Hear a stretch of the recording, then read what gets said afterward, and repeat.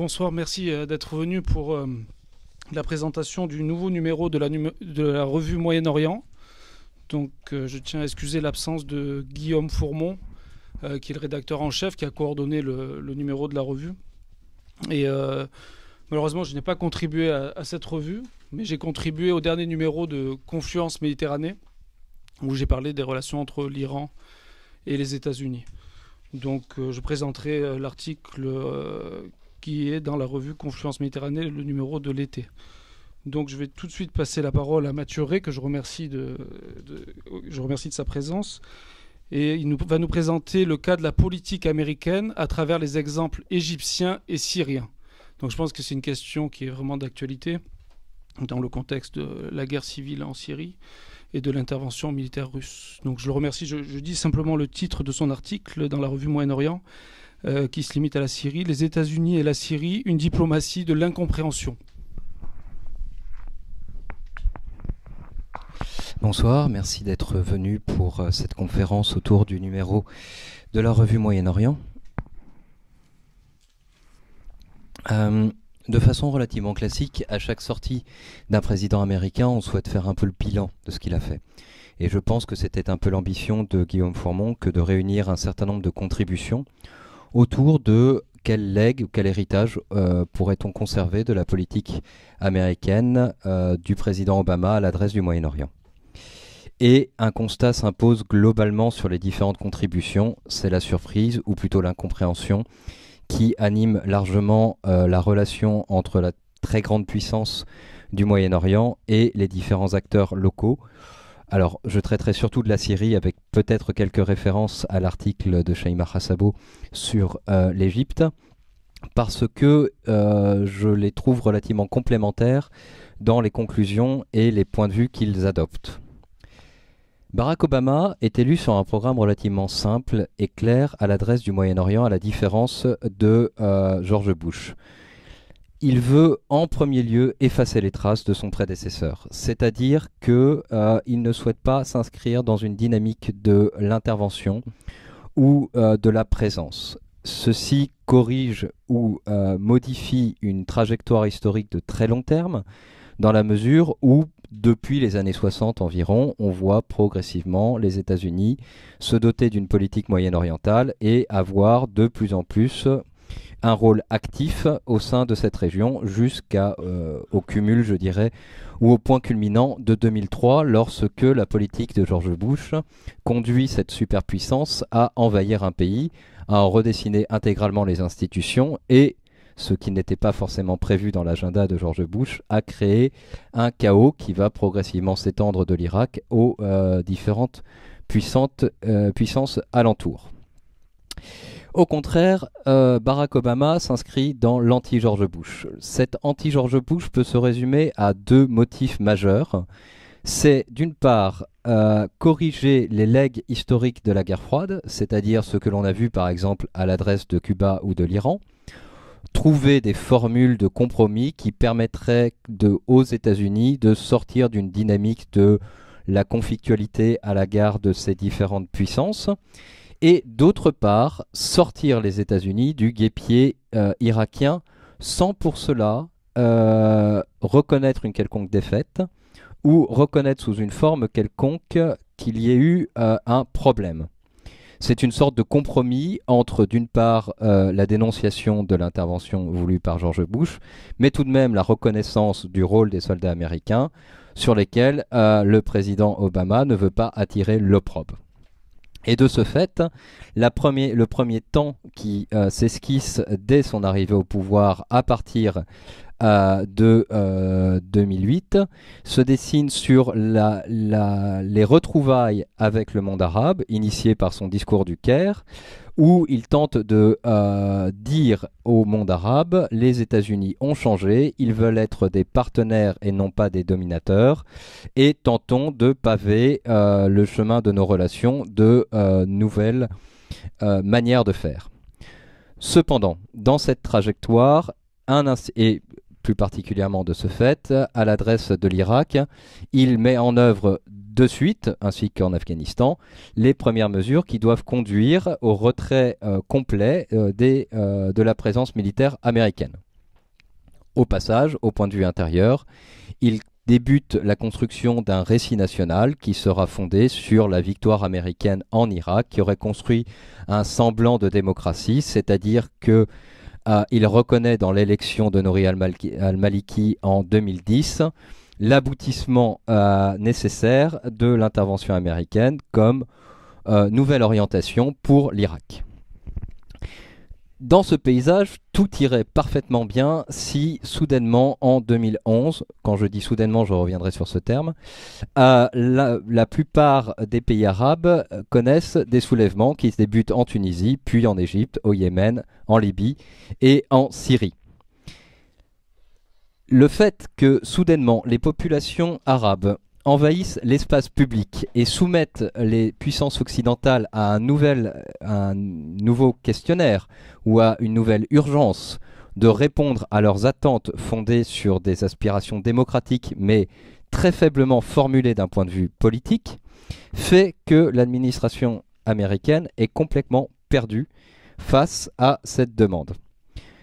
Une première occurrence pour comprendre un peu comment fonctionne cette politique, tient de l'expérience iranienne de 2009, au cours de laquelle le président Obama s'était signalé par son mutisme, en dépit de multiples pressions dans différents organes institutionnels.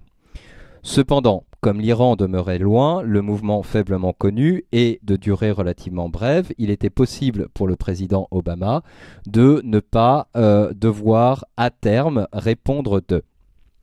Dans le cas des pays arabes, ceci va être tout à fait différent. Et c'est là où je vais revenir sur l'exemple égyptien, parce qu'il montre bien à mon goût la difficulté ou les contradictions dans lesquelles sont placés les États-Unis dès le début des soulèvements arabes.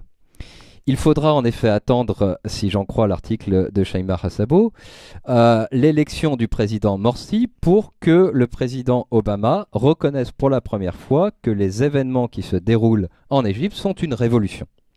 Alors même que le terme de Thawra s'est imposé de la Tunisie jusqu'à la Syrie, que toutes les rues arabes brandissent un même mot d'ordre, l'administration américaine se refuse catégoriquement à employer les termes des acteurs. Pourquoi le fait-il ?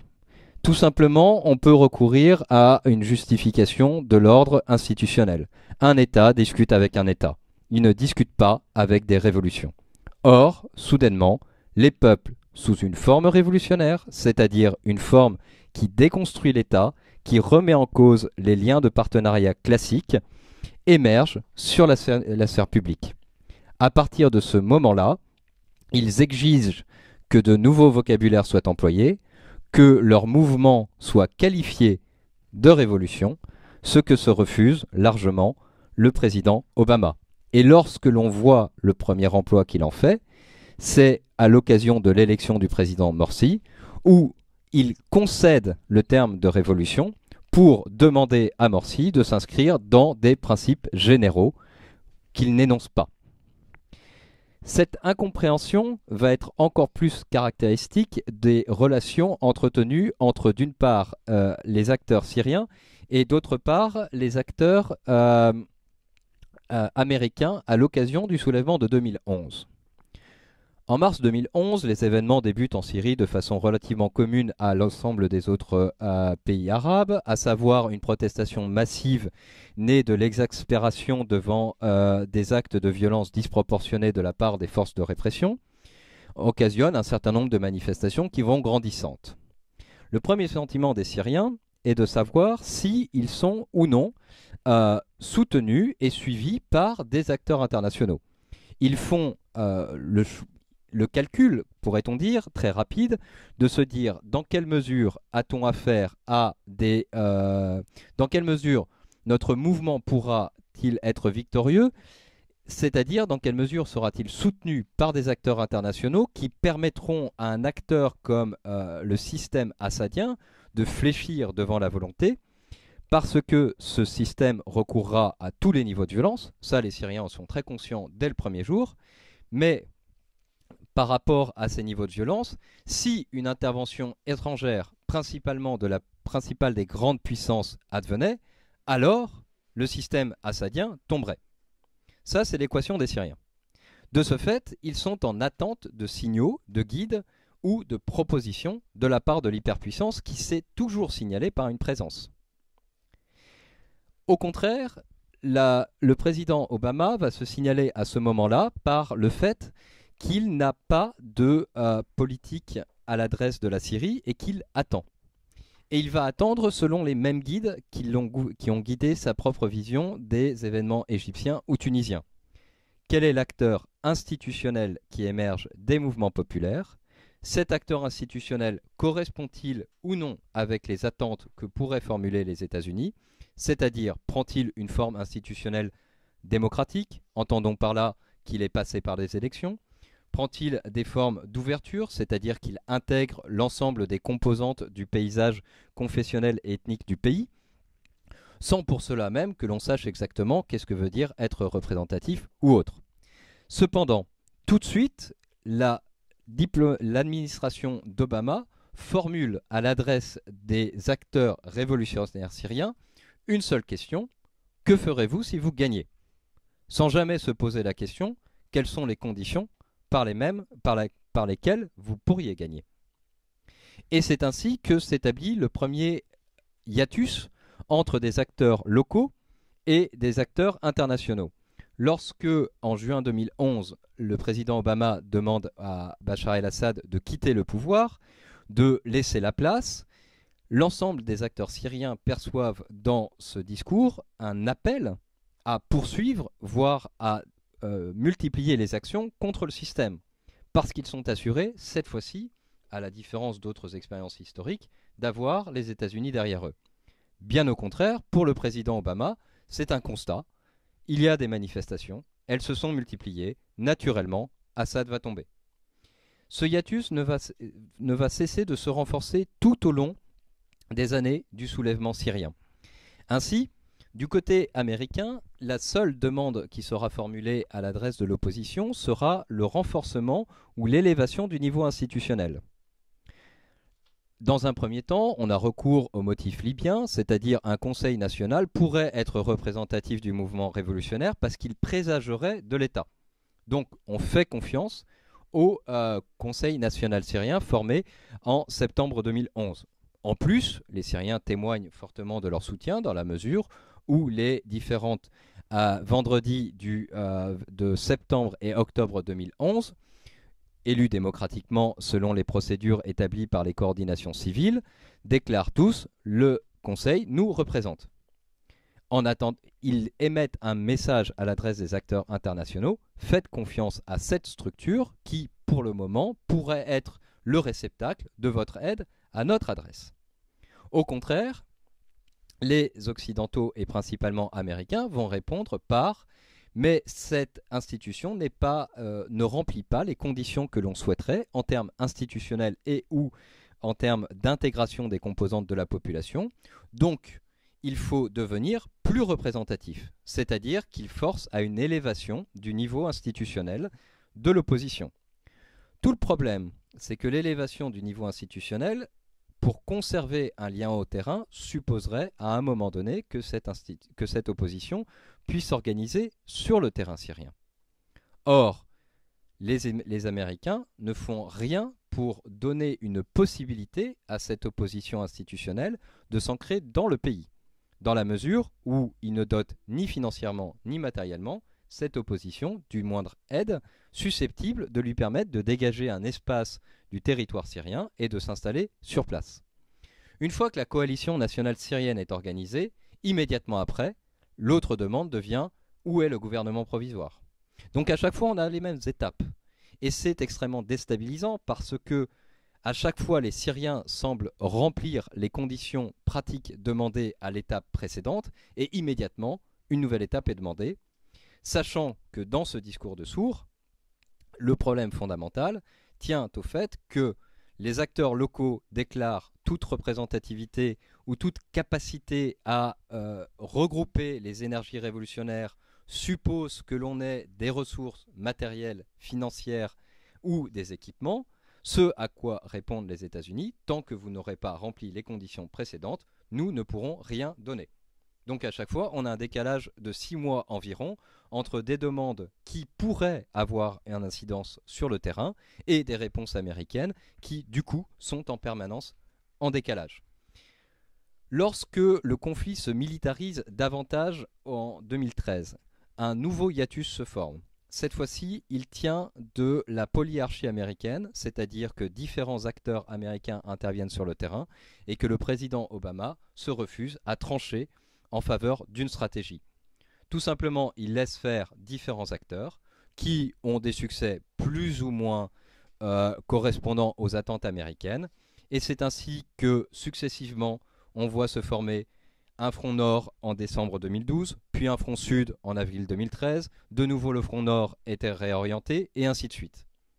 Que se passe-t-il pour les acteurs locaux? Ils s'épuisent dans des négociations de long terme, dans des programmes d'entraînement qui leur imposent des conditions supplémentaires à leur propre agenda politique, qui reste révolutionnaire, donc ancré contre Bachar el-Assad, et par là même perdent de plus en plus soit le contact au terrain, soit les dispositions matérielles proposées par les Américains.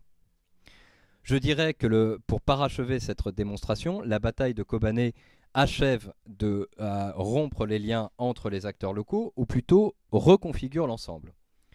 La bataille de Kobané ou de Ain al-Arab, débutée en septembre 2014, tient au fait que devant l'assassinat de 3 Américains, les États-Unis doivent répondre émotionnellement à cette agression.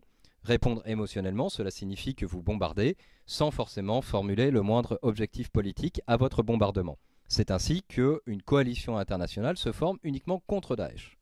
Et à l'époque, sur le terrain, les acteurs syriens se posent une seule question, mais est-ce que je fais partie des ennemis ou pas des Américains, dans la mesure où on ne sait pas quelles sont les bornes des islamistes, quels sont les acteurs terroristes et quel est l'avenir qu'ils proposent dans ce cadre-là au régime de Bachar el-Assad. La bataille de Kobané est une alliance temporaire élaborée autour des Américains entre des partenariats locaux qui, du coup, pour exister, suppose la médiation de la grande puissance. Dès lors, on voit l'élément kurde avec l'élément révolutionnaire syrien en partenariat temporaire pour récupérer une position qui n'a d'intérêt symbolique que dans le cadre de la coalition internationale. L'année 2015 ne fait que renforcer cela et surtout laisser de plus en plus les acteurs de la révolution dans une position de faiblesse, alors même que le régime, lui, recourt de plus en plus à un partenariat étranger et l'intervention russe actuelle montre que un soutien minimum ou une orientation ou une inflexion de la part d'une grande puissance pouvait modifier largement la situation sur le terrain. Plus largement, et pour conclure brièvement parce que je crois que j'ai déjà dépassé mon temps, je dirais simplement en reprenant une figure historique, on a l'impression à regarder la comparaison entre le président Bush et le président Obama d'une inversion qu'on a pu observer dans d'autres histoires. Et là, je prendrai un exemple qui n'a strictement rien à voir avec la région, à savoir l'histoire des papes, juste au moment de la Seconde Guerre. À Pie XI, pape de la guerre, correspond un climat de l'entre-deux-guerres dans lequel il aurait été souhaité d'avoir quelqu'un qui était habile dans la négociation pour faire sortir des persécutés, etc., rôle qu'assumera Pie XII pendant la Seconde Guerre mondiale. Au contraire, à un pape de la paix comme Pie XII, il devra affronter une guerre. Dans le cas en présence, on a George Bush, interventionniste, activiste, à un moment donné où les peuples arabes ne requièrent pas cette intervention, voire même la craignent. Au contraire, lorsqu'ils font appel à cette intervention, ils ont affaire à un président qui leur répond « Désolé, pour nous, l'heure est de partir de cette région et de vous laisser à l'auto-organisation. » Je vous remercie.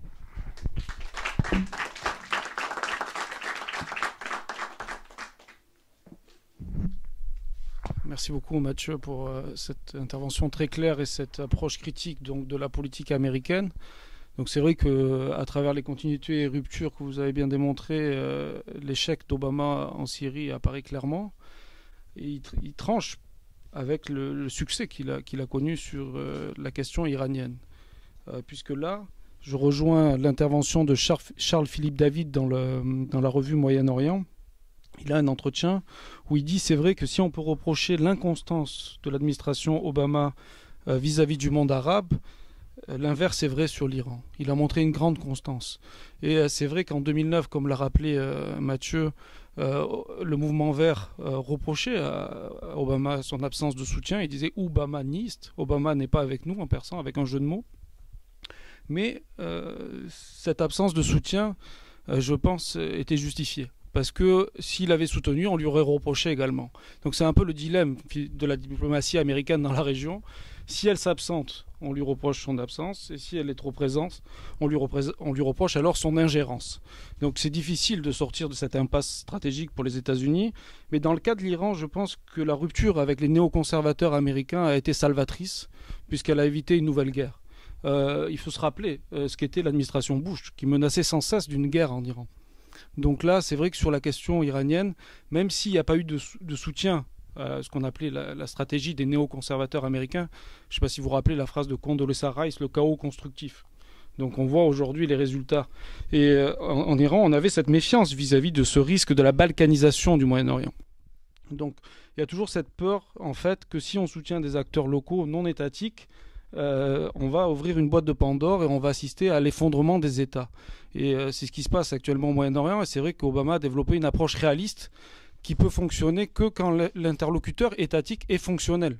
Et je pense que plus que le reproche qu'on peut faire à l'administration Obama dans son comportement vis-à-vis des printemps arabes, c'est le dysfonctionnement des États arabes qui est en question. Et c'est des conséquences, des causes locales. Donc on reproche toujours à l'acteur extérieur dans la région. Je pense qu'il faut rester prudent sur ce point et voir aussi les causes locales des conflits et comment les acteurs extérieurs essayent tant bien que mal de se positionner, parfois maladroitement et parfois avec plus de justesse, comme le montre le cas iranien. Alors la constance d'Obama apparaît dès la campagne électorale pour son élection la première fois à la présidence, donc en 2008, où il dit qu'il va tendre la main aux ennemis et que la diplomatie est faite finalement pour dialoguer avec les États avec qui on a un désaccord. Donc on a vu le succès avec Cuba. Avec l'Iran, le succès est plus limité parce que, je le dis dans mon article, c'est plus une paix froide qu'une réconciliation finalement. Il y a deux grands récits sur l'accord de juillet 2015, l'accord de Vienne. Une première interprétation insiste sur sa dimension exclusivement technique. Ce serait un accord de non-prolifération nucléaire qui finalement n'aurait aucune conséquence pour les relations diplomatiques, par exemple. Il n'y aurait pas d'ouverture d'une ambassade américaine à Téhéran, et je pense que ça prendra du temps, en tout cas, et qu'il n'y a pas de conséquences au niveau de la diplomatie régionale, parce que le président Obama a été obligé de séparer la question du nucléaire iranien de la question de la présence régionale de l'Iran, notamment dans le monde arabe et dans la crise syrienne. Pourquoi ? Tout simplement parce que vis-à-vis du Congrès, il n'était pas possible de faire valider un accord et de surmonter l'obstacle du lobby pro-israélien AIPAC si on incluait la question, qui est un désaccord fondamental entre la République islamique d'Iran et les États-Unis, de la question palestinienne et la question d'Israël et du rôle d'Israël dans la région. Donc je pense que c'était une politique pragmatique, parce qu'une autre des caractéristiques de cette politique, c'est son grand réalisme et d'avancer à petits pas. Ensuite, pour aller dans le sens d'un accord limité à la non-prolifération nucléaire, on parle beaucoup du retour, par exemple, des entreprises américaines en Iran. Je pense que ce n'est pas immédiat et ce n'est pas une menace qui pèse pour l'instant. Ce sont vraiment, encore une fois, comme dans les années 90, les Européens qui vont essayer de négocier avec le Trésor américain l'autorisation qui permettrait le retour des grandes entreprises occidentales, européennes exclusivement, en Iran. Les entreprises américaines continueront à travailler via des filiales, même s'il y a des signes positifs. Le président Rouhani a dit que l'Iran était ouvert aux investisseurs américains, que il y avait une volonté de rencontrer les grands acteurs économiques américains également, comme il le fait avec l'Europe. Mais le Congrès américain ne lèvera pas les lois extraterritoriales qui empêchent les entreprises américaines d'investir plus de 20 millions de dollars en Iran. Donc, par contre, les Européens, s'ils parviennent à négocier avec le Trésor américain l'autorisation de travailler avec l'Iran, là, il y a une fenêtre d'opportunité en ce moment pour elles.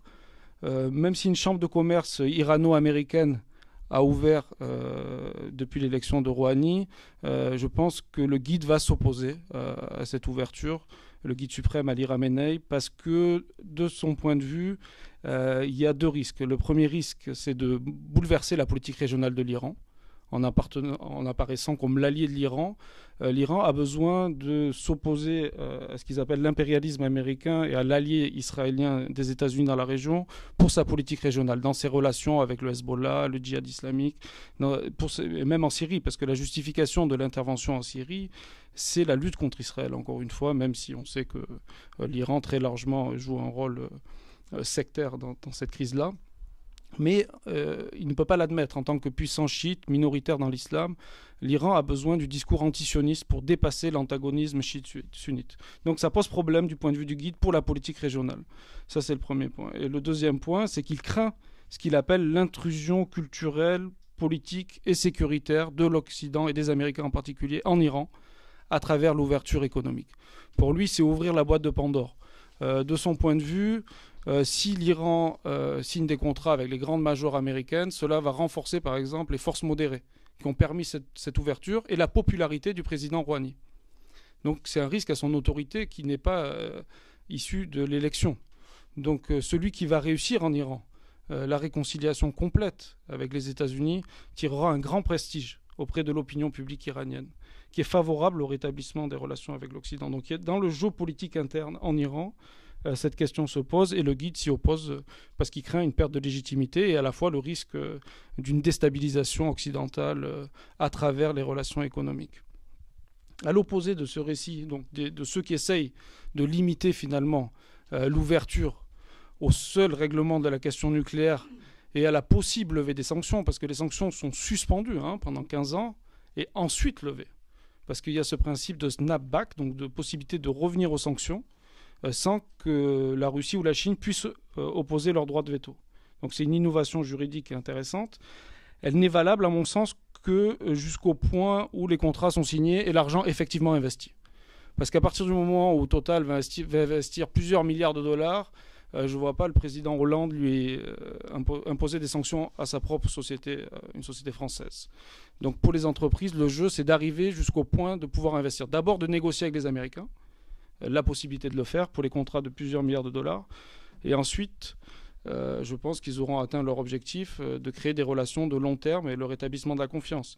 Mais donc je ne vois pas vraiment là, la possibilité pour ce snapback d'être effectif une fois l'argent investi.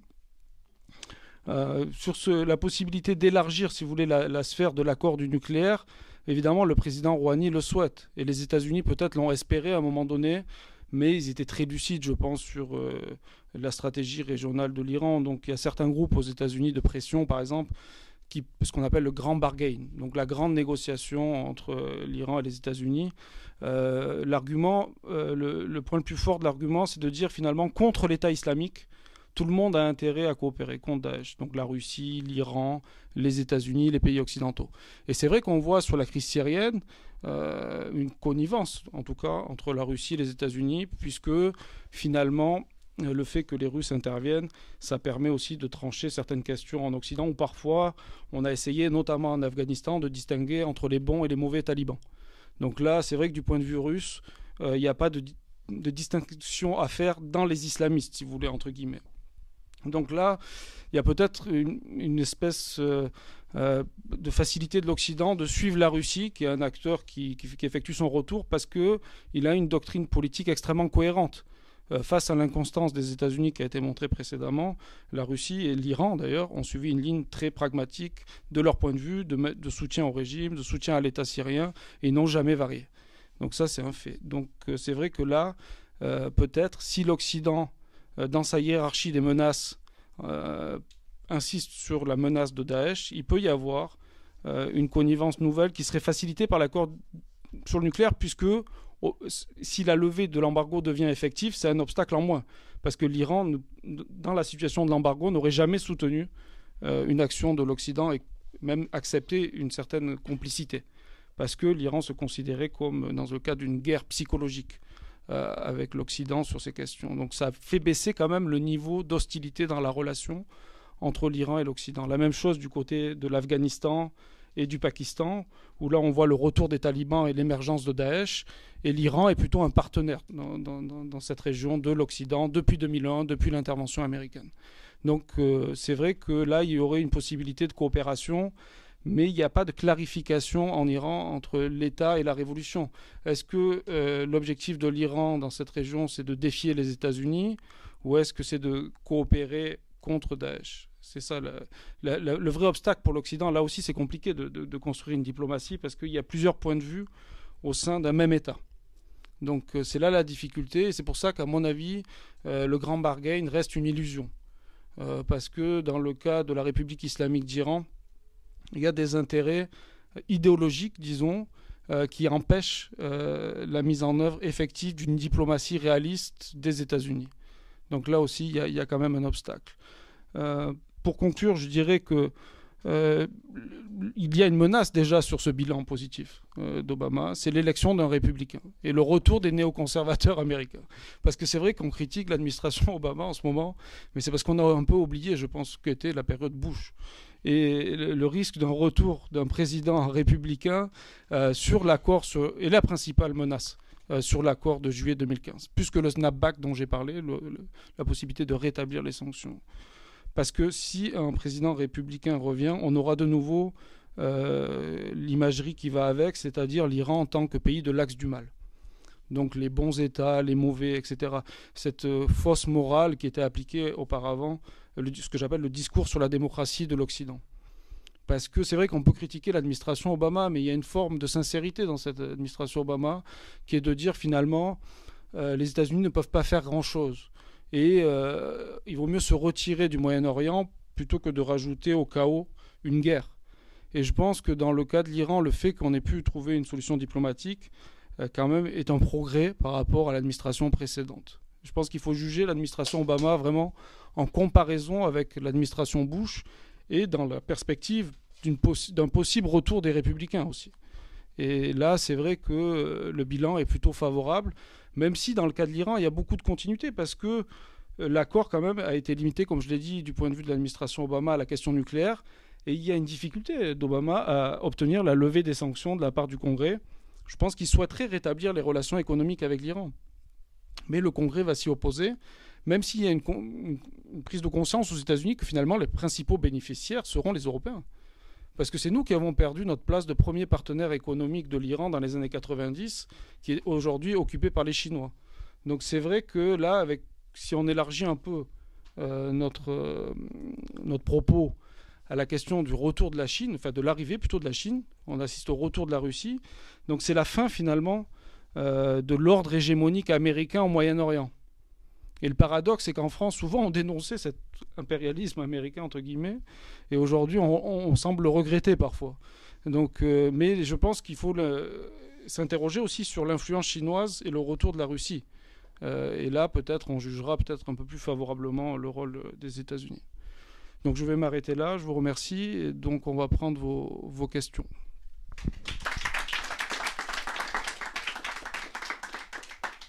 Bonsoir. J'ai une question par rapport, vous parliez de l'Iran. Quand j'entends Iran, je pense aussi à l'ennemi de l'Iran, qui est aussi l'Arabie Saoudite, Riyad, et notamment ce rapprochement entre les États-Unis et l'Iran sur la question du dossier nucléaire.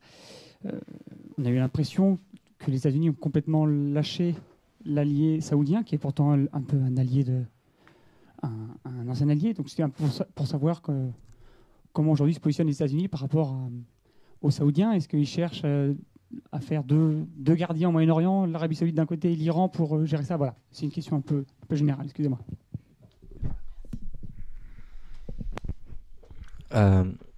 Je pense qu'il faut modérer ce lâchage de l'Arabie Saoudite. On a toujours la 7e flotte qui se balade dans les parages, ce qui permet quand même de soutenir très concrètement l'allié saoudien. D'autre part, quand cet allié saoudien s'est égaré dans les plaines bahreïnies pour aller écraser un soulèvement, on n'a pas vu une intervention symbolique quelconque de la part des États-Unis, ce qui montre quand même que on est sur des lignes très classiques. Non, je pense que là-dessus, effectivement, c'est ce que tu disais, c'est-à-dire les États-Unis partent de la région, mais maintiennent tout de même les outils de puissance. 6e et 7e flotte sont toujours présentes. Elles sont toujours les plus importantes capacités militaires dans la région. Même les Russes ne peuvent pas les égaler. Donc il faut largement pondérer. Veulent-ils faire 2 gendarmes? Ils ont déjà essayé, ça leur a pas du tout réussi. Je pense pas du tout que ce schéma soit en tête. Ce qu'il faut bien percevoir, je pense, en complément sur l'Iran, c'est qu'au sein de l'administration américaine, ceux en charge du dossier iranien ne sont pas en charge de l'influence iranienne dans la région du Moyen-Orient. Ce qui aboutit à une certaine cacophonie. Donc juste oui, pour compléter, je suis tout à fait d'accord. Et d'ailleurs, vous avez un article dans la revue Moyen-Orient du professeur Jalili qui dit aussi qu'il faut nuancer ce propos de lâchage des Saoudiens. C'est un rééquilibrage. Je pense que les États-Unis ont souhaité mettre aussi un peu plus de cohérence dans leur diplomatie régionale, compte tenu des conséquences de la guerre de 2003 en Irak, qui a porté les alliés de l'Iran au pouvoir finalement. Et la même chose en Afghanistan. Donc c'est vrai que ce sont les interventions militaires de Bush qui ont produit la puissance régionale iranienne plutôt que les actions de l'Iran. Donc ça, il faut aussi le garder en tête. Du coup, c'est vrai qu'il y a cette perception très négative que dans le monde arabe, notamment en Arabie Saoudite, et cette relative hostilité à l'accord. Parce que l'Arabie Saoudite est relativement, disons, sceptique sur l'accord, alors que le Pakistan, par exemple, un grand allié de l'Arabie Saoudite, le soutient. Donc c'est aussi une difficulté de l'Arabie Saoudite d'imposer sa vision à ses alliés sur l'accord. Donc c'est vrai qu'il n'y a pas d'alternative.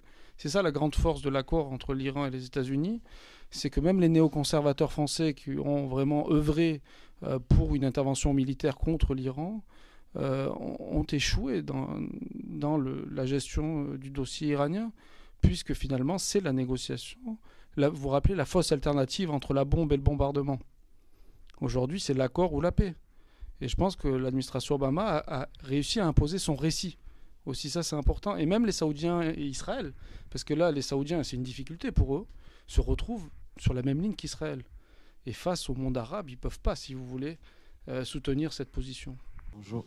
Dans la continuité de la question de soutien Iran ou Arabie Saoudite, je souhaiterais savoir quelle lecture vous avez de ce qui se passe au Yémen en ce moment avec le soutien aux Houthis et face à l'ancien président.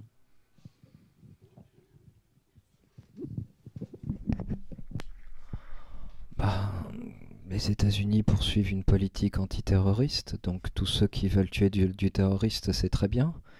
À partir de là, ils labellisent de façon correcte un certain nombre d'interventions égypto-saoudiennes. Mais fondamentalement, je veux dire, ils ont pavé la route de cette intervention, ils ont pavé la route de ces destructions et ils ne font absolument rien pour que ce cours soit infléchi. Encore une fois, c'est un problème effectivement sur ce qu'on disait, c'est ce qu'il faut bien percevoir, ça n'est pas... je veux dire, le problème des États-Unis, c'est qu'ils émettent parfois des signaux, alors que leur propre politique serait de se retirer. Et le problème, c'est que lorsqu'on dit on se retire complètement, et on n'émet pas des signaux. Et le hiatus vient en partie de cela, parce qu'à longueur de temps, ils continuent à émettre des signaux, donc tous les acteurs locaux l'interprètent, et tant qu'ils n'émettent pas des signaux contraires, on se demande que, pour l'instant, sur la route du Yémen, oui, bon, ils font de la gestion à distance, mais ils n'ont absolument pas bloqué quoi que ce soit. Juste pour compléter sur le rôle de l'Iran au Yémen, comme en Syrie, l'Iran n'est pas responsable du déclenchement de la crise. Donc souvent, dans le Golfe ou dans le monde arabe, on voit la main de l'Iran en permanence. L'Iran juste est une puissance opportuniste et peut récupérer les crises dans un discours, après c'est normal. Mais surtout au Yémen, il n'y a pas vraiment de preuves d'interférence flagrante, disons massive. Après, il y a des conseillers, c'est plutôt le Hezbollah libanais qui serait présent au Yémen. Mais je pense que cette question, pour les États-Unis, est problématique. Parce que d'un côté, l'intervention saoudienne va renforcer Al-Qaïda dans la péninsule arabique. La France, la même chose. Hein. Parce que je vous rappelle quand même que les attentats de Charlie Hebdo, c'est ACPA. Donc là, c'est vrai que le soutien français à l'intervention au Yémen produit quand même, en termes de sécurité nationale, une vraie question. Mais d'un autre côté, on ne peut pas, du point de vue américain, s'allier avec les Houthis et le Hezbollah.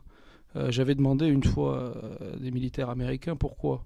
Et ils m'avaient dit que s'allier avec des groupes comme le Hezbollah ou les Houthis posait problème parce qu'ils se rappelaient qu'en Afghanistan, dans les années 80, ils avaient en particulier soutenu Jallouleddin Arani, qui est aujourd'hui un des principaux, qui est mort, qui a été tué par une attaque de drone, mais qui est devenu après un des principaux ennemis de l'Amérique, un des principaux terroristes. Donc ils y réfléchissent à 2 fois maintenant. Donc je pense que l'expérience afghane est très marquante aussi pour les États-Unis, et le soutien aux Moudjahidines dans les années 80. Et en Syrie aussi, c'est ce qui s'est passé, je pense, très largement. La crainte au début de soutenir ce qu'on appelle les rebelles ou les Moudjahidines, et ensuite de produire des groupes djihadistes. Donc c'est vrai qu'il y a cette question depuis l'intervention des années 80, et il y a ce risque. Le Yémen ressemble beaucoup à ce qui se passe en Afghanistan, et c'est vrai que l'intervention militaire rajoute du chaos à un pays qui était déjà en très grande difficulté. Donc là, je pense que les États-Unis ont plutôt suivi l'Arabie Saoudite, parce qu'ils se sont laissés entraîner, alors que pour eux, Aqpa reste l'ennemi principal au Yémen. Donc c'est vrai qu'intuitivement, ils auraient tendance à s'allier avec, une fois de plus, l'Iran et ses alliés, mais que compte tenu de l'agenda anti-occidental de ces groupes, ils hésitent. Bonjour. On a évoqué la possibilité d'un retour des républicains au pouvoir. Quelles pourraient être les conséquences sur la politique américaine dans la région? Et est-ce que les États s'y préparent? Et si oui, comment?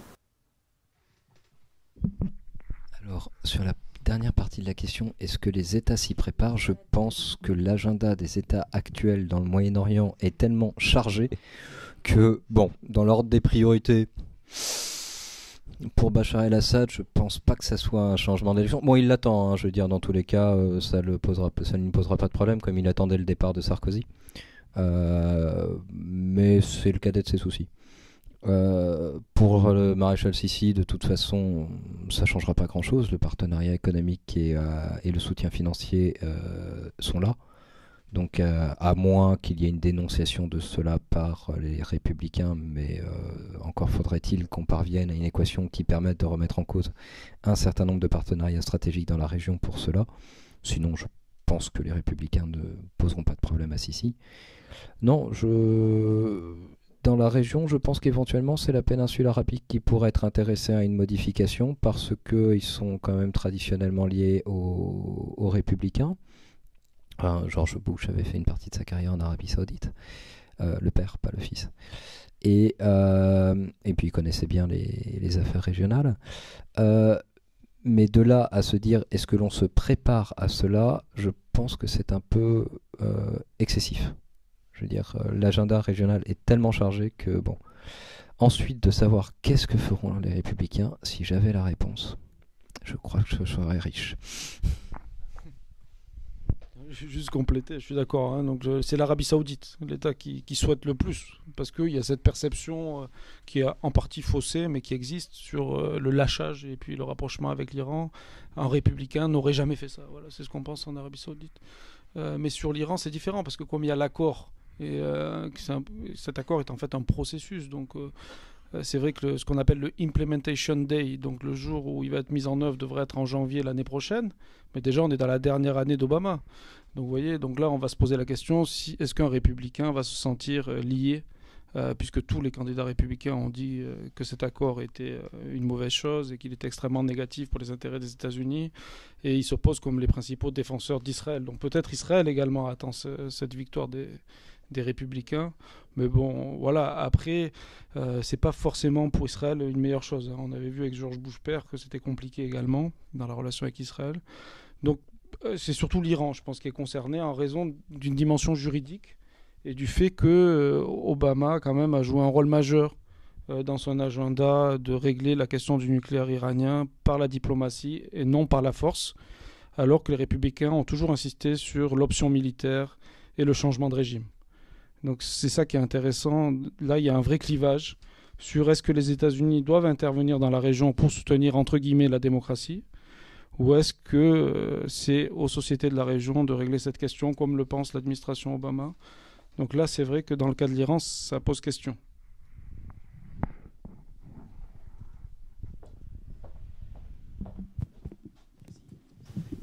Est-ce que l'effondrement, hélas, semble-t-il prévisible pour des tas de raisons, de la situation en Afghanistan va avoir un impact particulier dans la région, particulier sur les alliances des différents intéressés?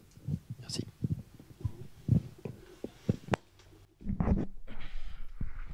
Je pense que les alliances évoluent tellement vite en ce moment qu'il est difficile de déterminer le fait qu'un événement extérieur au terrain régional ait un impact de reformulation.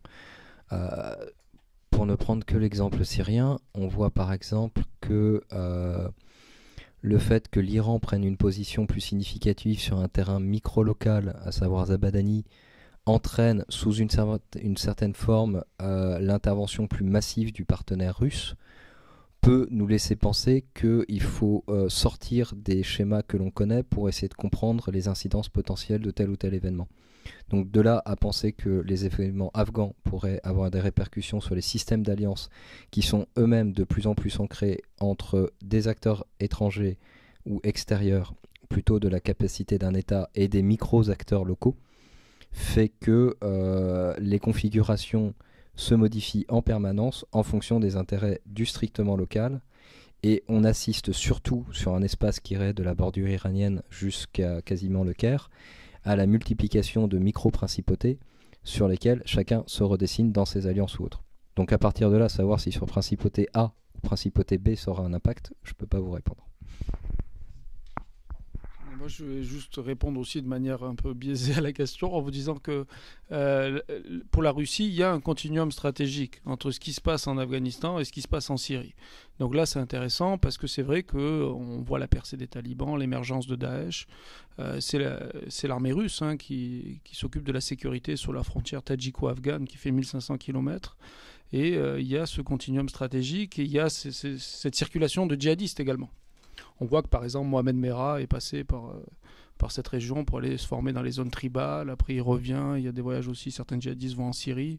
Donc c'est vrai qu'ils ignorent les frontières, c'est un peu la nouvelle question, et c'est la difficulté du moment, c'est de contrôler des groupes non étatiques et qui peuvent se radicaliser et intervenir sur plusieurs théâtres. Donc c'est vrai que, est-ce qu'on considère comme à l'époque de George W. Bush qu'il y a une seule menace terroriste, ou est-ce qu'on essaye de contextualiser chaque crise dans le cadre national? C'est une vraie question, mais je pense qu'il faut quand même analyser de manière séparée les crises, sans nier la dimension et la relation qui peut exister ponctuellement. Mais je pense qu'on ne peut pas régler la question afghane et la question syrienne de la même manière. Chaque crise requiert, je pense, un règlement politique spécifique. Mais dans le cas de l'Afghanistan et de la Syrie, c'est la question de l'effondrement de l'État aussi qu'on va retrouver, l'État failli. Et la question que j'évoquais précédemment, est-ce que les États-Unis, en soutenant les Moudjahidines, n'ont pas contribué à l'émergence d'Al-Qaïda par la suite? C'est vrai qu'après, pour les historiens, moi j'étais récemment à Peshawar, au Pakistan, on parle de trahison de l'Occident vis-à-vis de l'islam radical. C'est assez surprenant pour nous, mais je pense que c'est vrai que notre alliance avec le Pakistan, notre soutien dans les années 80, on a oublié, l'ennemi principal à l'époque c'était le communisme. Dans la hiérarchie des menaces, l'islam radical apparaissait tout à fait en bas. Aujourd'hui on a Oui, à l'époque c'était l'islam révolutionnaire chiite qui posait problème dans les années 80, qui était la menace pour la sécurité nationale, pour la France également. Aujourd'hui c'est plus le Hezbollah qui menace la France. Donc c'est vrai que là il y a une évolution aussi des perceptions. Mais je pense que malgré tout c'est difficile, je pense que c'est risqué même et dangereux d'analyser le terrorisme comme une menace transversale uniquement et de la décontextualiser. Je pense que là on peut voir une continuité entre le président russe et le président américain néoconservateur Bush.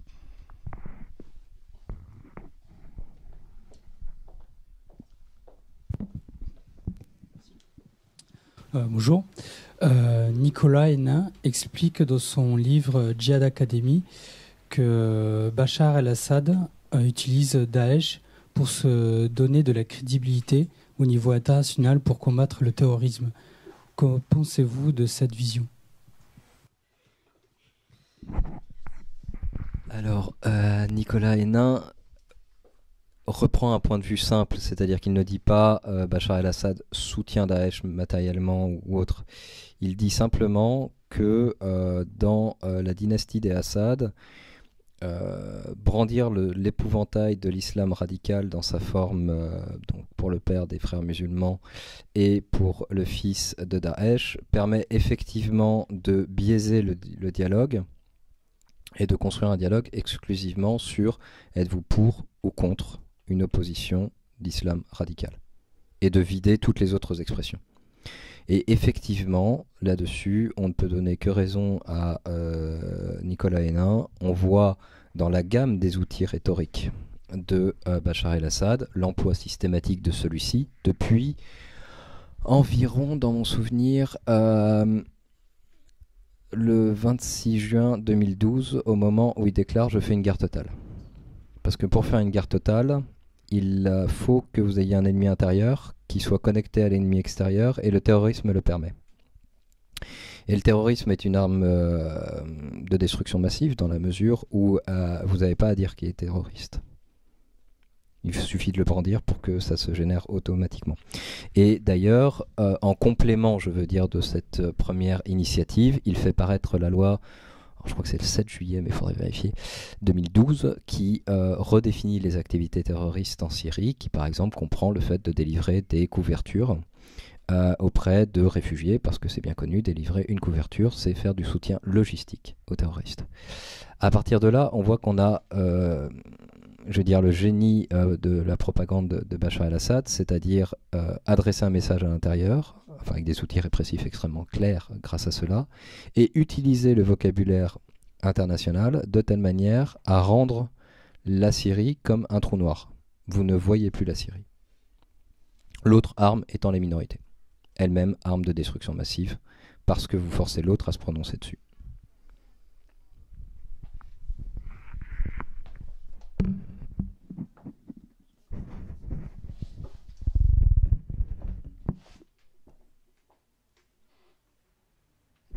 Est-ce qu'il y a d'autres questions? Sinon on va être obligé de se poser des questions entre nous, c'est embêtant. Bonsoir. On parle beaucoup de présence économique de la Chine. C'est quelque chose qu'on a du mal à voir, c'est assez opaque. Et est-ce que ça a une conséquence diplomatique et géopolitique? Et à partir de quand il faudra que la Chine se prenne un parti, finalement? Alors, sur la question économique de la présence chinoise, le problème au Moyen-Orient, c'est que les places sont déjà prises. Donc, par exemple, on parle de l'Arabie Saoudite, des Émirats, les complexes militaro-industriels sont complètement liés à l'Occident, donc les Chinois ont du mal à percer. Donc, ils vont plutôt s'orienter vers des pays du pourtour du Moyen-Orient, donc l'Iran en particulier, qui était soumis à un embargo occidental, donc les Européens s'étant alignés sur les États-Unis. Donc, la Chine a pris la place de l'Europe en tant que premier partenaire commercial de l'Iran. À partir de 2004-2005, remplace l'Allemagne. Donc là, ça fait quand même 10 ans que la Chine est la principale influence économique. Ensuite, on voit des pays assez difficiles, comme le Soudan, par exemple, qui est divisé, où les Chinois peuvent effectuer une percée. La Libye aussi va être un nouveau territoire. Je pense dès qu'il y a un État failli ou difficile d'accès, l'Érythrée, ce genre de pays, si vous voulez, où l'Occident rencontre des difficultés du fait de la situation, du chaos local. Mais sinon, je pense qu'au Moyen-Orient, les Chinois sont un acheteur de pétrole, mais pour créer par exemple des liens dans la coopération de défense, etc., je pense que l'Occident reste extrêmement dominateur. Et que, à part sur des marchés un peu, disons, alternatifs comme l'Iran, en raison des choix diplomatiques de la République islamique d'Iran qui se méfie de l'Occident et de l'embargo qui s'en est suivi. Là, c'est un effet d'aubaine pour la Chine. Mais sinon, je ne pense pas que la Chine va devenir un grand vendeur d'armes en Arabie Saoudite, par exemple. Les places sont prises. Je compléterai en ajoutant trois choses. Tout d'abord, je pense qu'il ne faut jamais envisager la Chine seule. C'est plutôt les puissances asiatiques qui sont en train de redéfinir les relations entre le Moyen-Orient et le monde, dans la mesure où Inde, Chine et d'autres puissances secondaires comme la Corée du Sud, aujourd'hui connaissent une croissance très significative, ou ont connu dans les années 2000 une croissance très significative de leurs investissements publics et leurs investissements privés à l'adresse d'un ensemble de pays de la région, principalement du Golfe. Pour vous donner un ordre de grandeur, je crois que pour l'Inde, on multiplie par 10 à peu près entre 2003 et 2008 le volume des investissements. Et on a véritablement une reconfiguration des relations entre les deux zones. C'est-à-dire que auparavant, on avait une absence quasiment complète de relations. Là maintenant, on a vraiment un partenariat, une présence indienne très forte, par exemple, dans la péninsule arabique, tout simplement par la présence de main-d'œuvre, et l'établissement d'une reconnaissance sous la forme de l'envoi, par exemple, d'étudiants en Chine ou en Inde pour se former, ce qui montre une alternative à l'Occident. Ça, c'est le premier point. Le deuxième point, c'est que du point de vue, après 6 mois à Singapour, je peux vous le dire, du point de vue des Asiatiques, le Moyen-Orient, c'est loin, c'est pas intéressant, c'est très compliqué. En plus, les Occidentaux font n'importe quoi là-bas. Mais il faut sécuriser le pétrole. Donc, il y a une route stratégique totalement déterminante pour eux, qui est en voie de résolution parce que la Chine est en train d'établir un pipeline qui permettrait de l'approvisionner, ce qui lèverait l'hypothèque des connexions maritimes qui sont aujourd'hui sécurisées par les États-Unis. Lorsque l'on observe l'action de la Chine à l'adresse des principaux dossiers, on s'aperçoit qu'elle, et comme d'ailleurs les autres puissances de la région, elle évolue, je dirais, dans le sens d'une grande puissance avec une certaine marge de manœuvre. La Russie signifie qu'il faut pouvoir intervenir en faisant un veto, etc. La Chine va embrayer dedans et va se proposer comme médiatrice sur une opposition tolérée à Bachar el-Assad et avec les agents du régime. Quand le régime de Bachar el-Assad arrête l'opposition supposée représentative au retour de Pékin, là, Pékin décide de rompre les liens en disant « bon, ça ne marche pas ». Aujourd'hui, la représentante, le porte-parole du gouvernement syrien vient de signer un accord de sécurité avec son homologue chinois pour voir dans quelle mesure il pourrait contribuer à la coalition internationale. Mais ce n'est pas l'initiateur du mouvement. On n'a pas vu la Chine se dire « bon, bah moi j'y vais, j'envoie mes hommes ». Non, ça c'est Vladimir Poutine qui est en mesure de le faire. Réciproquement, si on prend la Corée du Sud par exemple, on a à peu près le même phénomène, c'est-à-dire que le cadre général d'intervention est guidé par les États-Unis et sur la marge, par exemple l'action humanitaire ou autre, on va avoir une possibilité de jouer. Mais pour cela, il faut des outils de puissance sur place et pour l'instant, ceux qui les ont, c'est la 6e flotte et la 7e flotte américaine.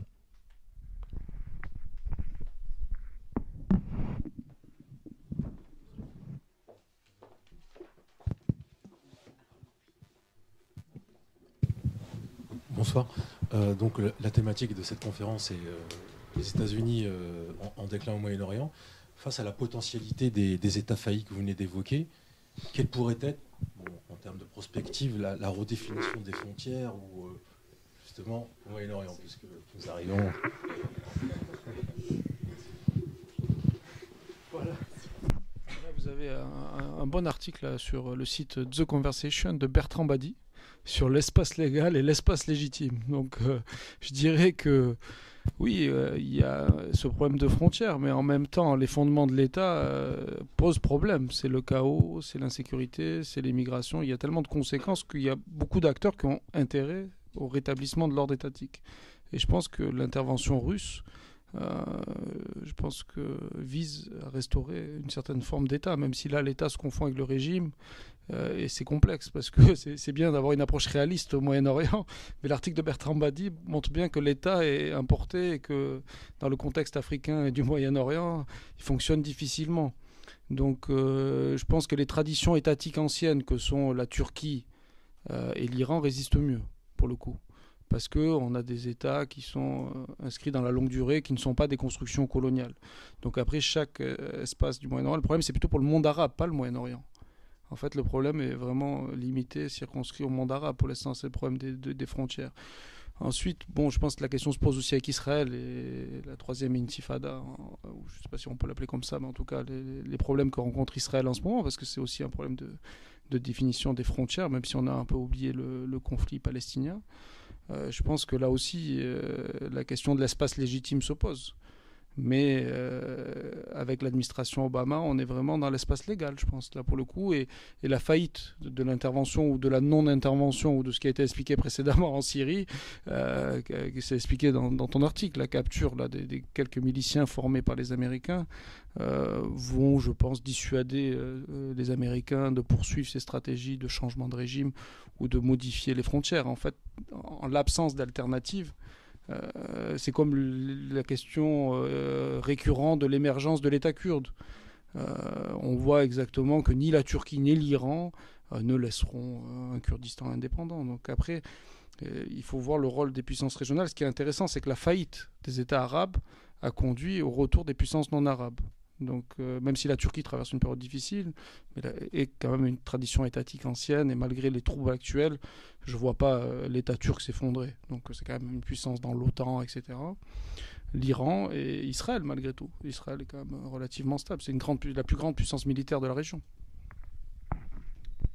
Juste en complément, si on regarde l'histoire irakienne, c'est quand même assez fascinant. On a un État qui a connu une guerre majeure, Iran-Irak, préalablement a connu une bonne décennie de coups d'État, ensuite a connu une guerre face à une coalition internationale, ensuite a connu un embargo, ensuite a connu une invasion étrangère.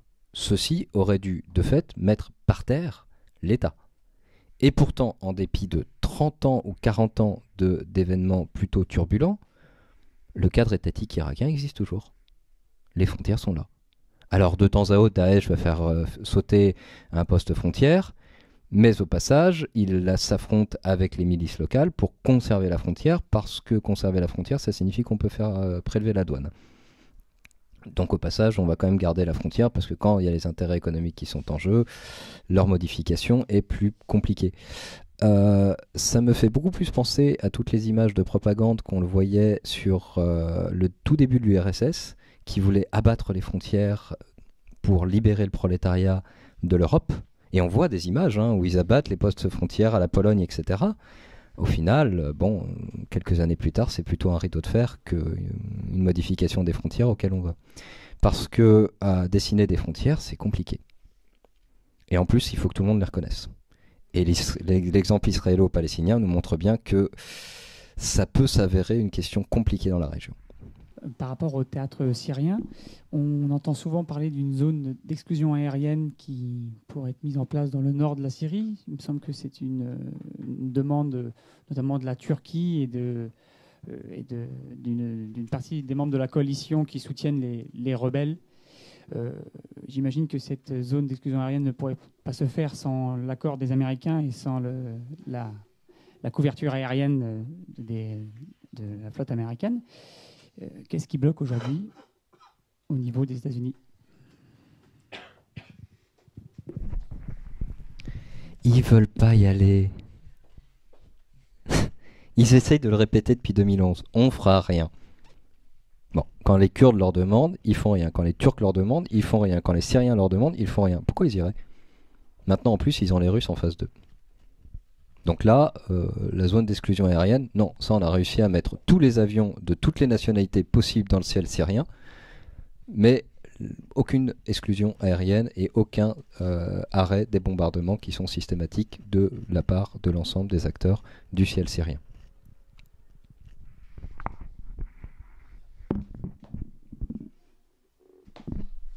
Pour compléter, en fait, ils veulent pas y aller parce qu'ils pensent qu'il n'y a aucune bonne solution.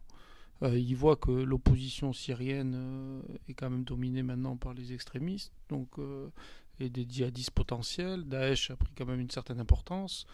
Donc ça, c'est une alternative qui les inquiète, compte tenu de l'expérience afghane dont j'ai parlé. De l'autre côté, le régime syrien est quand même allié de l'Iran, leur rival stratégique dans la région, avec le Hezbollah, et l'allié principal reste Israël. Donc je pense qu'aussi il y a un alignement entre Israël et les États-Unis, un peu, je ne sais pas si vous vous rappelez la guerre Iran-Irak, même si c'est toujours difficile les analogies, où Israël soutenait tout le monde en même temps, si vous voulez, parce que deux ennemis s'entretuaient. Donc il faut prendre le point de vue d'Israël. Avoir Daesh à ses frontières ou le Hezbollah libanais, je pense qu'il n'y a pas de bonnes options. Donc je pense que même dans un certain cynisme, il pourrait avoir intérêt à la poursuite du conflit. Ce qui est plutôt inquiétant, puisque ce sont quand même des forces qui leur sont hostiles qui s'affrontent. Donc je pense que le calcul des États-Unis est de dire, voilà, s'engager pour qui, pourquoi, quelle alternative, et là ils ne trouvent pas de solution. Donc plutôt que de s'engager, ils préfèrent ne pas s'engager. Bonsoir. C'est concernant le Liban, actuellement la situation avec les réfugiés, où je suis à peu près peut-être 20% de la population qui est réfugiée syrienne. Et il me semble qu'il y a depuis quelques mois, il n'y a pas de président. Donc la situation est quelque peu instable. Et aussi par rapport au financement, il me semble, le financement de l'armée a été réalisé par l'Arabie Saoudite, une rénovation de l'armée. Que pouvez-vous en dire là-dessus? Relativement simple. Il n'y a pas de président, mais tout le monde va très bien à Beyrouth. C'est l'anarchie complète, tout le monde s'arme, mais personne ne se tire dessus. Donc jusque-là, tout va bien. Non, c'est très très impressionnant, je veux dire. D'abord, on a une inversion complète de la géographie de crise classique libanaise. Le sud est parfaitement tranquille, Beyrouth est parfaitement tranquille. En revanche, la Bekaa, qui était supposée être parfaitement tranquille, ne l'est plus du tout. C'est pas tellement le problème des réfugiés syriens qui se pose. Bon, ça dégrade un peu la situation, mais ça crée quand même une énorme plus-value économique pour le Liban, dans la mesure où les ONG font rentrer une partie des capitaux. Et on voit par exemple dans la Bekaa un certain nombre de villages chrétiens qui étaient à des taux de chômage de 90% avant la crise, montés à 3-4% de chômage maintenant. Il y a un effet positif qu'on oublie de temps à autre.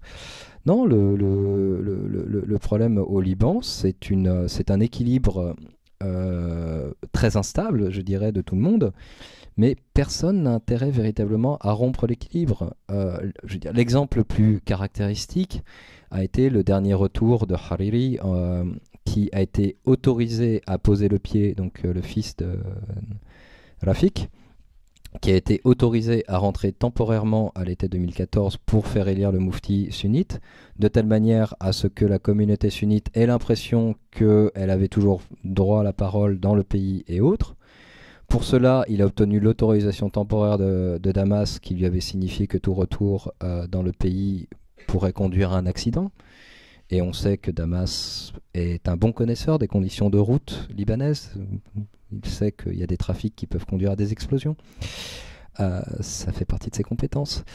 Et il a autorisé cela dans la mesure où le développement de certaines radicalités dans la Bekaa sur les populations sunnites nécessitait un certain retour. Et en même temps, on avait l'annonce effectivement de l'Arabie Saoudite qui remplaçait une partie du matériel de l'armée libanaise en envoyant un chèque aux Français, parce que c'est nous qui allons rééquiper. Bon. Mais ça, c'est une question d'équilibre. Et ce rééquilibrage de l'armée libanaise n'a pas signifié pour cela la récupération du territoire national par cette armée, dans la mesure, encore une vaste portion sur la frontière syrienne, n'est pas du tout contrôlée et ne sera pas contrôlée. Peut-être prendre une dernière question.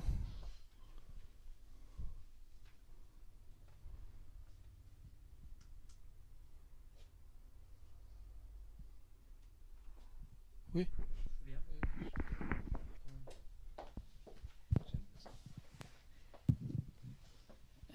J'entendais tout à l'heure la volonté d'Obama de se retirer du Moyen-Orient sans perdre la face. Voilà. Aujourd'hui, on voit les Russes intervenir en Syrie, on voit Bagdad se rapprocher de Damas, de Téhéran et de Moscou pour créer une sorte de coalition antiterroriste, une sorte de camouflet pour les Américains. Comment Obama arrive à convaincre son opinion publique que ce n'est pas un échec ? Je pense que, en fait, il a hérité de deux guerres. Il faut quand même comprendre qu'il est arrivé dans une situation désastreuse. On peut pas, quand les interventions échouent, il ne faut pas souhaiter plus d'interventions pour réparer l'échec des interventions précédentes.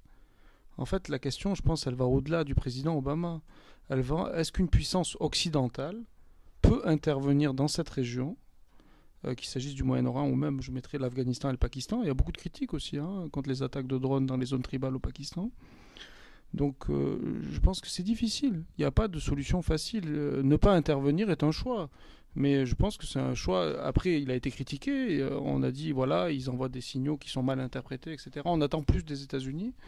Mais je pense que, compte tenu du rééquilibrage, du retour de la Russie et de l'émergence de la Chine, il ne faut pas attendre des États-Unis ce qu'on pouvait attendre dans les années 90. C'est ce qu'on leur reprochait à l'époque. Donc je pense qu'Obama aussi a reçu le prix Nobel de la paix et il a quand même dû le justifier a posteriori, notamment sur le cas iranien. Donc il restera quand même dans l'histoire comme le président qui a rétabli les relations avec Cuba, ce qui est quand même important. Il avait promis, c'est une promesse électorale. Et dans le cas de l'Iran, c'est un succès. Je veux dire, si il n'y a pas de guerre, parce que les républicains auront quand même des difficultés si les entreprises européennes sont présentes en Iran, et qu'on investit plusieurs milliards, je ne vois pas les Américains attaquer l'Iran, même avec une administration républicaine. Ils l'ont déjà fait. Tout est possible, évidemment, hein, on ne peut pas prévoir, mais je pense qu'en tout cas, dans la hiérarchie des menaces, on peut reprocher à Obama l'émergence de Daesh dans des théories complotistes, mais je pense qu'il y a des causes locales d'abord, et c'est l'héritage de Bush de 2003. Donc bien sûr, on a parlé tout à l'heure de la citation de notre collègue qui a insisté sur le rôle d'Al-Assad dans l'instrumentalisation de la menace terroriste, mais tous les présidents font ça. Monsieur Poutine le fait, Monsieur Hollande le fait, voilà. Donc c'est une règle de la politique d'utiliser les questions des terroristes. Dans le cas de la Syrie, ce qui est choquant, c'est que c'est un massacre. Il y a eu 250 000 morts, donc là ça prend des proportions qui sont au-delà. Mais je ne pense pas qu'on puisse imputer ce qui se passe en Syrie au président Obama. Et voilà, c'est d'abord l'héritage de 2003, de la guerre de Bush, de l'émergence de Al-Zarqawi en Irak d'abord. Al-Baghdadi, c'est quand même un produit de la guerre américaine en Irak. Donc je pense qu'il restera quand même dans l'histoire, mais c'est très difficile. Et comme historien, normalement, on ne devrait pas se prononcer déjà alors que le mandat n'est même pas fini, parce qu'un an, c'est très long au Moyen-Orient, hein, l'année 2016. Donc je pense que c'est un peu téméraire de faire le bilan en 2015 alors que le mandat finit l'année prochaine, encore une année pleine. Mais en tout cas, s'il n'y a pas de conflit vis-à-vis de l'Iran, c'est d'avoir été capable, grâce à l'émergence de Daesh, de parvenir à un compromis diplomatique sur l'Iran. Parce que je ne crois pas que ce compromis aurait été possible. C'est parce que la République islamique d'Iran est apparue comme plus modérée par rapport à l'émergence d'un groupe extrémiste. Donc c'est comme ça qu'il a pu vendre à l'opinion publique américaine. Et le gouvernement français aussi a pu vendre son changement de position radical et extrêmement rapide sur la question iranienne grâce à l'émergence de Daesh et de l'État islamique. Donc c'est quand même l'espoir qu'on pourrait avoir pour l'année prochaine, pour finir sur une note positive, c'est que tous les États de la région, on a bien vu que l'État restait une entité indispensable au Moyen-Orient malgré les problèmes, ont intérêt à coopérer contre Daesh. Et l'Arabie saoudite et l'Iran inclus. J'apporterai juste une toute petite nuance sur un point. Vous surestimez l'importance du Moyen-Orient pour l'opinion américaine ? Enfin, je sais qu'on est entre personnes qui sont tout à fait intéressées par cette région, mais si je sors dans la rue ici, que je pose la question où est l'Irak, où est l'Iran, où est la Syrie et qu'est-ce qui se passe, la plupart des Français qui se baladent dans la rue me répondront « Oh, c'est compliqué hein !» Et de toute façon, ça n'est pas déterminant. Je veux dire, en revanche, une politique de santé, etc., ça, on a effectivement la possibilité d'intervention ou autre. De ce fait, je pense que c'est plus dans la relation russe aujourd'hui où ça va poser quelques questions en termes d'ego national. Mais de là à dire comment peut-il justifier d'avoir perdu la face ou autre, comme il a fait sur l'Irak, il a construit un discours disant Maliki a été démocratiquement élu. Bon, 2 ans plus tard, ça oblige de renvoyer les hommes, etc., de remettre en place les conseillers. Mais qui s'en soucie ? Je veux dire, en termes de problème d'opinion publique. Vous n'avez pas un problème d'opinion publique. Une fois que vous avez corrigé le récit national en disant nous avons gagné, il y a la démocratie, ils vont s'en tirer, on s'en va, regardez, vous récupérez vos hommes, sauf 10 000 qui restent sur place, mais c'est des conseillers, personne ne les connaît, vous avez à peu près empoché votre opinion publique.